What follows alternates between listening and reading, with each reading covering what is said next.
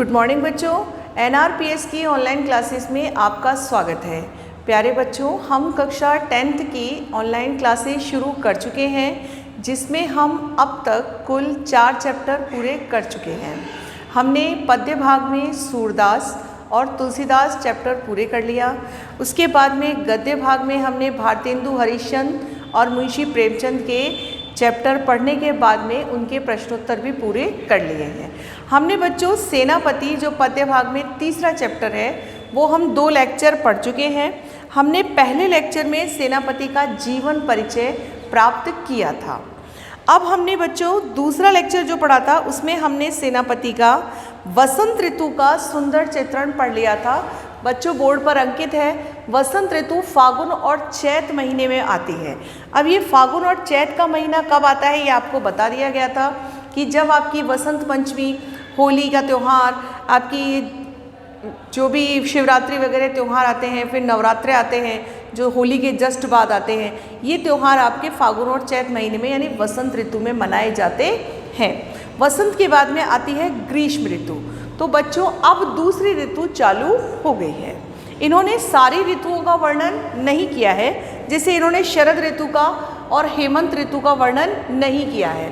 तो जो आपके हम पढ़ चुके हैं, जो हमारे सेनापति हैं, उन्होंने इन 2 ऋतुओं का वर्णन नहीं किया है।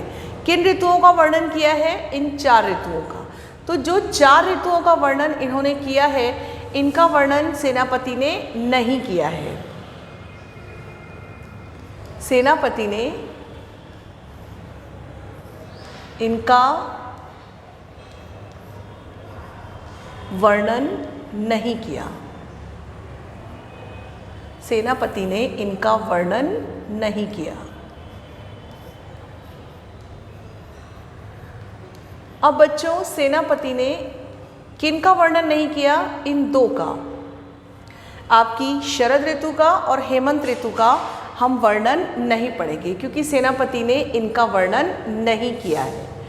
अब बात करते हैं हम ग्रीष्म ऋतु की। हमने बच्चों पहला वसंत ऋतु बहुत अच्छे से पढ़ लिया था, फिर भी आप चाहें तो एक बार हम संक्षिप्त रूप से उसका हिंदी अर्थ पढ़ लेते हैं।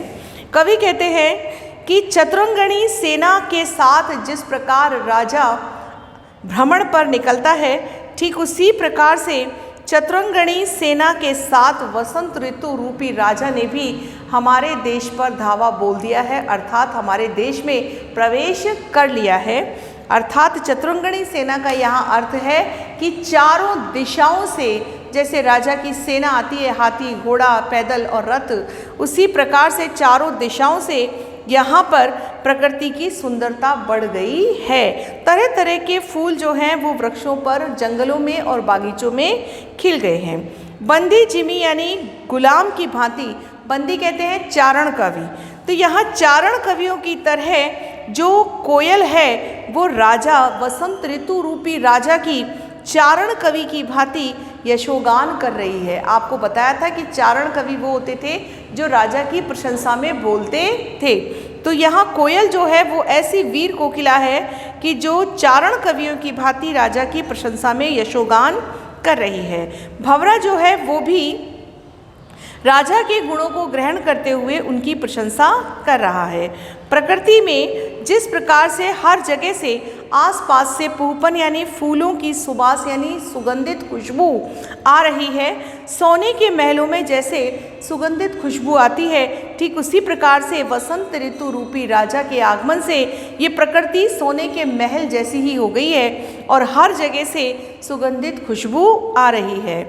आवत वसंत ऋतुराज कहियतु शोभा को समाज सेनापति सुख साज आज। सेनापति कवि कह रहे हैं कि वसंत ऋतु रूपी राजा के आगमन से हमारे देश की सुंदरता इतनी बढ़ गई है कि ऐसी सुंदरता वाले समाज का वर्णन करना और वो भी शब्दों में कर पाना शायद संभव नहीं है। तो बच्चों हमने जो ये वसंत ऋतु का पढ़ा था, उसका एक संक्षिप्त वर्णन हमने आज दोबारा से पढ़ लिया है। अब हम करते हैं अपनी जो ग्रीष्म ऋतु की शुरुआत है उसका वर्णन हम पढ़ेंगे। बच्चों यहाँ श्लेष अलंकार की सबसे अधिक चतुराई देखने को मिलेगी। अब यहाँ सबसे अधिक जो श्लेष अलंकार की चतुराई है, वो श्लेष अलंकार की चतुराई यहाँ देखने को मिलेगी। कहाँ देखने को मिलेगी? इसमें, ग्रीष्म ऋतु में। क्योंकि एक्चुअल में ये ग्रीष्म ऋतु जो है, ये ग्रीष्म ऋतु वर्षा ऋतु के रूप में भी देखने में दिखेगी आपको। पहला पद जो हमने पढ़ा था वो केवल वसंत का था। अब जो ये दूसरा पद है, यानी वही 8 लाइनें, ये 8 लाइनें हम पहले पढ़ेंगे ग्रीष्म मानकर, और यही 8 लाइन फिर पढ़ेंगे वर्षा मानकर। यानी इस एक ही पद का हिंदी अर्थ पहले ग्रीष्म के अनुसार होगा और फिर वर्षा के अनुसार होगा। तो हम पहले शब्दार्थ लिख लेते हैं बच्चों। जो मुख्य शब्दार्थ है वो आप लिख लीजिए।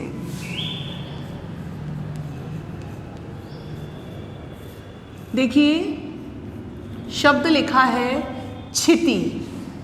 आपकी किताब में जो शब्द है वो है क्षिति। तो क्षिति का मतलब होता है क्षिति, और क्षिति किसे कहते हैं? पृथ्वी को। मतलब ये जो शब्द है ये है तत्सम, ये शब्द है तत्सम, और ये है तद्भव। तो ये भी आपको ध्यान रखना है कि ये क्षिति शब्द जो लिखा है ये तद्भव शब्द है। अंबर यानी आकाश। वैसे अंबर यानी वस्त्र भी होता है, लेकिन यहाँ अंबर आकाश को ही कहा गया है। फिर जलई शब्द जो है बच्चों, तो जलई का अर्थ 2 है। जलई के 2 अर्थ है, जो दोनों अर्थ मैं लिखवा रही हूँ, जलना और जल। यहाँ ध्यान देना है बच्चों कि मैं 2 अर्थ क्यों लिखवा रही हूँ, क्योंकि 2 अर्थ आएंगे। पहले ग्रीष्म में पढ़ेंगे तो जलने के अर्थ में आएगा, और जब वर्षा में पढ़ेंगे तो जल के अर्थ में आएगा। फिर है चारि यानी चारों ओर, तिन यानी उन्होंने, तरबर यानी पूरी तरह से वृक्षों को,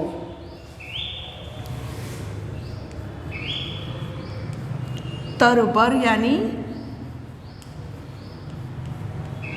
बच्चों तरुवर शब्द होता है ये, तो तरबर का मतलब है वृक्षों। उसके बाद शब्द है हरियो का मतलब है हरियो का मतलब है हरण।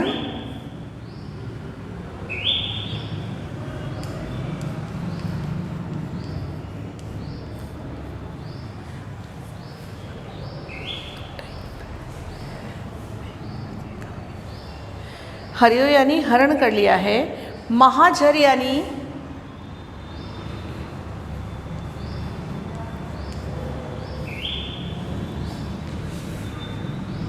दो अर्थ है, धूप की झड़ी, और दूसरा अर्थ है भयंकर वर्षा।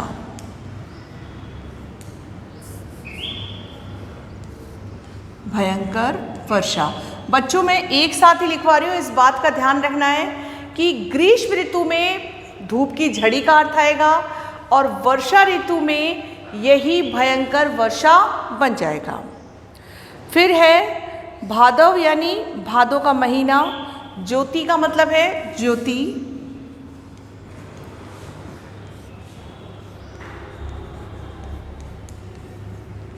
यानी प्रकाश। फिर है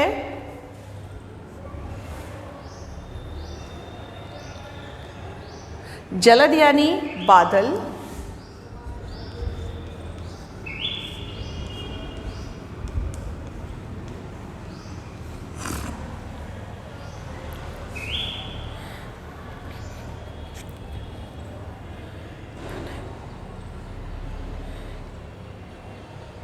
सेक यानी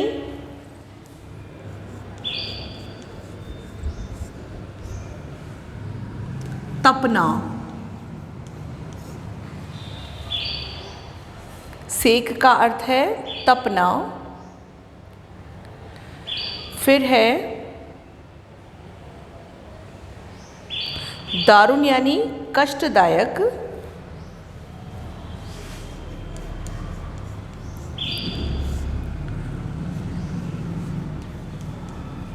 कष्टदायक।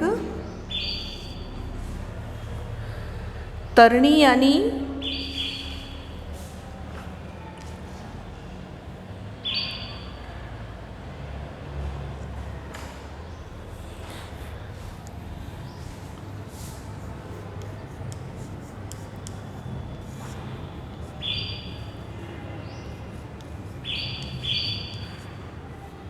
सूर्य व नौका।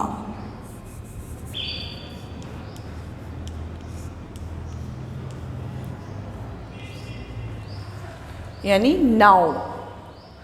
फिर है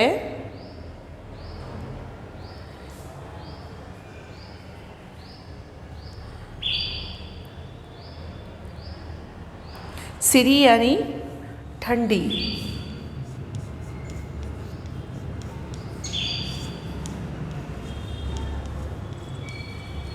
सिरी यानी ठंडी।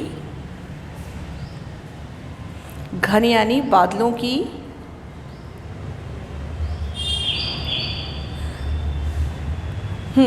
अब लगभग ये सारे शब्दार्थ क्लियर है। अब जैसे जैसे ज़रूरत होगी बच्चों वैसे वैसे हम इनको देख लेंगे। अब देखो बच्चों, यहाँ ध्यान देने की बात है कि जो इन्होंने पहला वर्णन किया है वो है ग्रीष्म ऋतु का। मतलब पहला वर्णन हम पढ़ेंगे ग्रीष्म ऋतु मानकर और दूसरा वर्णन हम पढ़ेंगे वर्षा ऋतु मानकर। तो हम शुरू करते हैं। प्रस्तुत पद्यांश में कवि सेनापति ने ग्रीष्म और वर्षा की सुंदर चित्रण किया है। अर्थात पहले अर्थ में ग्रीष्म मानकर वहीं दूसरे अर्थ में वर्षा मानकर इसका चित्रण किया है। देखिए छिति अंबर जलई चारों ओर छोर। देखिए छिति यानी पृथ्वी और आकाश जल रहा है चारों तरफ से, अर्थात भयंकर गर्मी पड़ रही है। सूर्यदेव इतने मेहरबान हो गए हैं कि सूर्यदेव की गर्मी से ये पृथ्वी और आकाश चारों ओर से जल रहा है।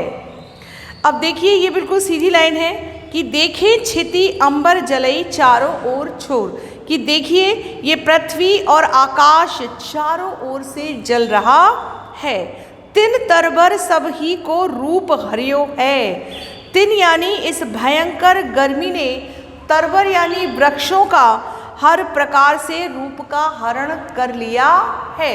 अब वृक्षों के रूप के हरण का अर्थ है बच्चों कि वृक्ष जो हैं वो जल गए हैं, अर्थात वृक्षों के जलने के उनका रूप जो है उनका हरण हो गया है।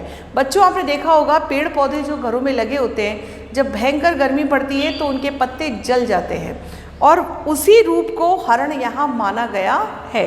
मतलब कवि का कहना है कि देखिए कि चारों ओर पृथ्वी पर और आकाश में भयंकर आग बरस रही है, भयंकर रूप से जल रहे हैं गर्मी से, और ऐसी गर्मी के कारण ही वृक्षों के रूप का हरण हो गया है, अर्थात उनके पत्ते भी जल गए हैं।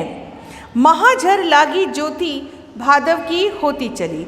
ऐसी महान झड़ी लगी हुई है, लगता है ये ज्योति अर्थात ये प्रकाश भादों के महीने तक, भादों का मतलब है ये भाद्रपद जो शरद ऋतु में आता है बच्चों, कि ऐसी भयंकर गर्मी पड़ रही है कि ऐसा लग रहा है कि भादों के महीने तक ये ज्योति ऐसी ही चलती चली जाएगी।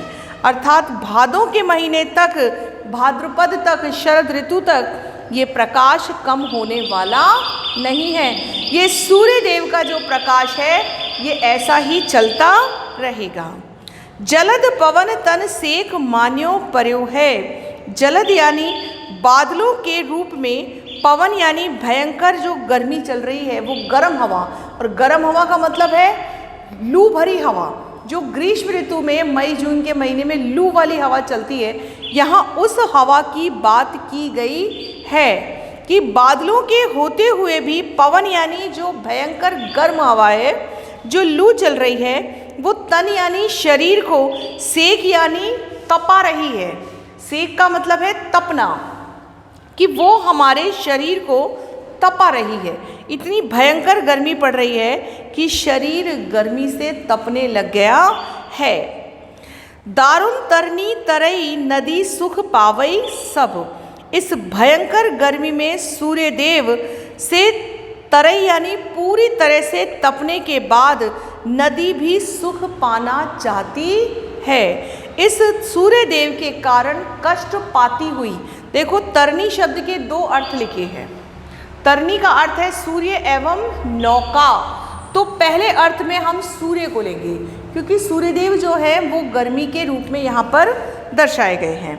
तो सूर्य देव की अत्यधिक कष्ट को पाकर, अर्थात सूर्य देव से पीड़ित होकर जैसे नदी भी सुख पाने को ही तैर रही है, तरई यानी तैर रही है।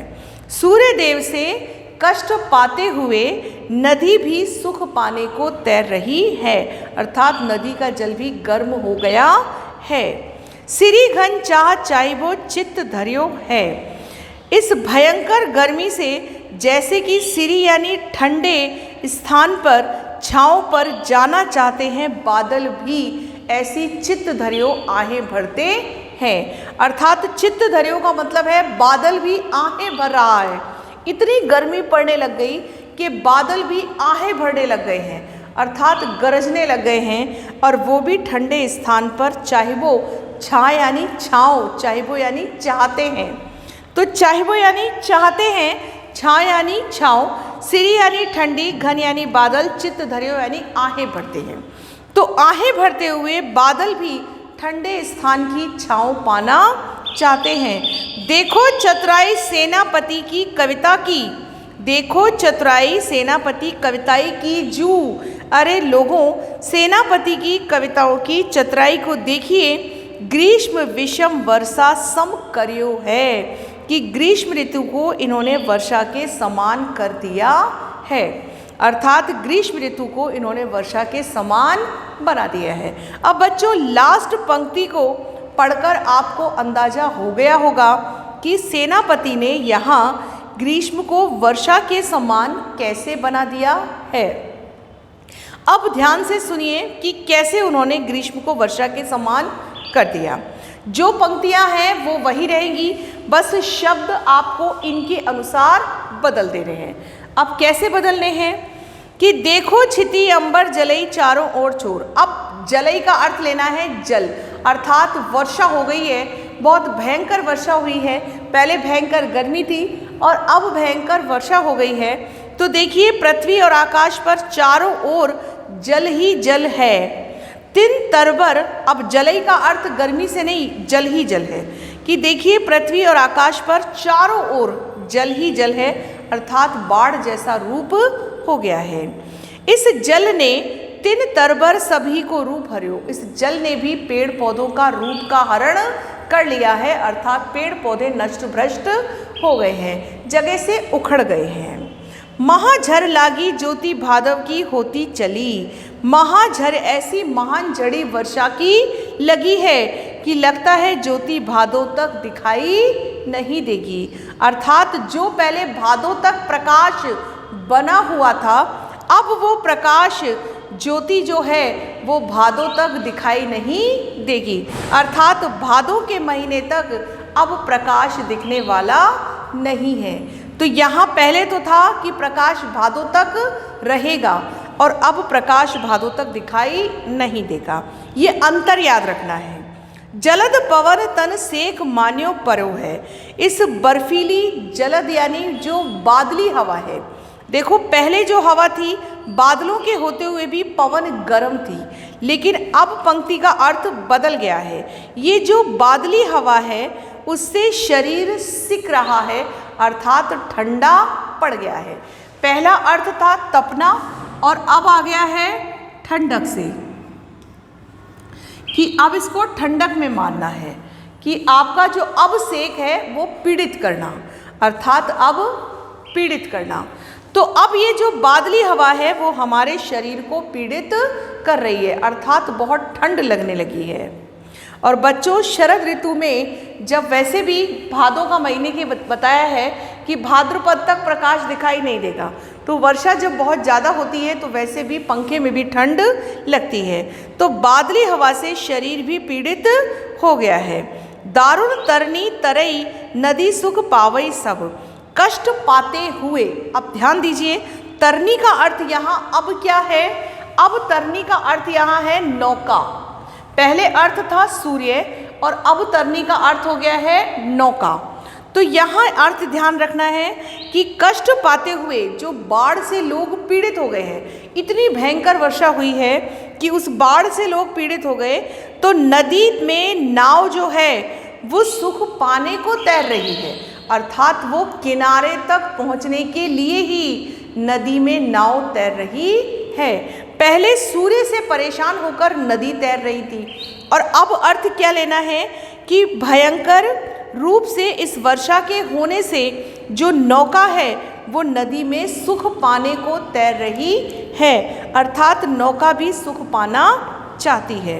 सिरी घन चाह चाइबो चित्त धर्यो, सिरी यानी ठंडे बादलों की छाँव चाहते हुए जो बादल हैं वो अब किसी स्थान पर छुप जाना चाहते हैं, अर्थात बूंदें इतनी ठंडी हो गई हैं कि बादल भी अब जाकर कहीं छिप जाना चाहते हैं कि बहुत बरस लिए, अब ठंड हो गई। पहले जो थी वो ठंडी ठंडी आहें भर रहे थे कि कहीं ना कहीं इस गर्मी से मुक्ति मिल जाए और हम किसी ठंडे स्थान पर छुप जाए, लेकिन अब जो बादल हैं वो किसी गर्म स्थान पर छुपना चाहते हैं, अर्थात ठंडी बूंदें उन्हें भी परेशान कर रही हैं। देखो चतुराई सेनापति की कविता की कि उन्होंने ग्रीष्म को वर्षा के समान कर दिया है। देखो बच्चों, जो पहला पद था वो इतना सरल नहीं था, उसमें भाव कठिन था, लेकिन ये दो पदों का हिंदी अर्थ होकर भी बहुत सरल है। यदि हम ध्यान से पढ़ेंगे तो बड़ी आसानी से समझ में आ जाएगा कि देखो चतुराई सेनापति की कविता की, कविता जू का मतलब है उनकी कविता की, चतुराई यानी चालाकी। देखिए कि उन्होंने ग्रीष्म को वर्षा के समान करके प्रकट कर दिया है, अर्थात उन्होंने ग्रीष्म ऋतु को वर्षा के जैसे दिखा दिया है। अब मैं दोनों पंक्तियों को एक साथ बोल रही हूँ, ध्यान से सुनिए। पहले ग्रीष्म की पंक्ति, फिर वर्षा की पंक्ति। कि देखिए पृथ्वी और आकाश भयंकर गर्मी से चारों दिशाओं में जल रहे हैं। फिर दूसरा अर्थ क्या है? पहले ग्रीष्म का अर्थ सुन लीजिए, फिर आप वर्षा का सुनना। कि पहले आपको बच्चों व्याख्या में भी ध्यान रखना है कि जब ये आप इसकी व्याख्या करेंगे तो पहले ग्रीष्म का अर्थ लिखेंगे, फिर पैराग्राफ बदलेंगे, उसके बाद में आप वर्षा का अर्थ लिखेंगे और फिर आखिर में यही बात लिखेंगे कि सेनापति की कविता की चतुराई देखिए कि उन्होंने ग्रीष्म को वर्षा के समान कर दिया है। कि देखिए पृथ्वी और आकाश चारों ओर से भयंकर गर्मी से जल रहे हैं। इतनी भयंकर गर्मी पड़ रही है कि पेड़ पौधों के रूप का हरण हो गया है, अर्थात वो जल गए हैं। ऐसी सूर्यदेव की झड़ी लगी हुई है कि लगता है ये प्रकाश भादों तक ऐसा ही बरसता रहेगा, अर्थात गर्मी ऐसी ही पड़ती चली जाएगी। बादल जो हैं वो यद्यपि आकाश में हैं, लेकिन हवा की गर्मी के कारण हमारे शरीर को पीड़ित कर रहे हैं, अर्थात बादलों से युक्त जो गर्म हवा है वो हमारे शरीर को पीड़ित कर रही है। दारुण यानी कष्ट पाते हुए, तरुणी यानी सूर्य से कष्ट पाते हुए, तरणी यानी सूर्य से, दारुण यानी कष्ट पाते हुए जो नदी है वो तरई यानी तैर रही है, अर्थात नदी का जल भी सूर्य की गर्मी से इतना तप गया है कि कष्ट पाते हुए सूर्य से नदी भी सुख पाने को तैर रही है। सिरी घन चाह चाइबो चित्त धर्यो, ठंडे स्थान पर बादल भी छिप जाना चाहते हैं और ठंडी ठंडी आहें भरते हैं। देखिए चतुराई सेनापति की कविता की कि उन्होंने ग्रीष्म को वर्षा के समान कर दिया है। तो ये तो हुआ ग्रीष्म। अब वर्षा से ध्यान से सुनिए, हम बच्चों दोबारा पढ़ रहे हैं इसलिए बहुत ध्यान दीजिए कि देखिए पृथ्वी और आकाश पर चारों ओर जल ही जल है। क्षिति वही रहेगा, अंबर भी वही शब्द है, बस जलई का अर्थ बदलना है। यही श्लेष अलंकार है बच्चों, क्योंकि श्लेष में जो शब्द डबल अर्थ दे रहे हैं वो श्लेष ही उनकी विशेषता है। कि देखिए पृथ्वी और आकाश पर चारों ओर जल ही जल है। इस जल ने पेड़ पौधों के रूप का हरण कर लिया है, अर्थात पेड़ पौधे जल की बाढ़ की स्थिति होने से पेड़ पौधे नष्ट भ्रष्ट हो गए हैं। ऐसी महान झड़ी बरस रही है कि लगता है ज्योति भादों की होती चले, अर्थात ये प्रकाश भादों तक दिखाई नहीं देगा। जलद पवन तन सेक मान्यो पर्यो है। इस बादली हवा के कारण मानो हमारा शरीर पीड़ित हो गया है। दारुण तरणी तरई नदी सुख पावई सब। इस भयंकर वर्षा से पीड़ित होती हुई तरनी अर्थात नौका जो है वो नदी में सुख पाने को तैर रही है, अर्थात किनारे तक पहुंचना चाहती है। देखिए चतुराई अब सिरी घन चाह चाइबो चित धरियो। इस ठंडी ठंडी बूंदों से परेशान होकर बादल भी किसी स्थान पर छुप जाना चाहते हैं। देखिए चतुराई सेनापति की कविता की कि उन्होंने ग्रीष्म को वर्षा के समान कर दिया है। बच्चों ये बड़ा सुंदर पद है और बड़ी सुंदरता के साथ आपको इसकी व्याख्या करनी है। वही संदर्भ, फिर प्रसंग, फिर व्याख्या और फिर विशेष, यही 4 पॉइंट आप लिखेंगे। संदर्भ आपको बता दिया गया, फिर से सुनिए कि प्रस्तुत पद्यांश हमारी पाठ्य पुस्तक क्षितिज के पद्य भाग से लिया गया है, जिसके रचयिता रीतिकालीन कवि सेनापति हैं। फिर प्रसंग है कि प्रस्तुत पद में कवि सेनापति ने बड़ी सुंदरता के साथ ग्रीष्म ऋतु और वर्षा ऋतु का चित्रण किया है।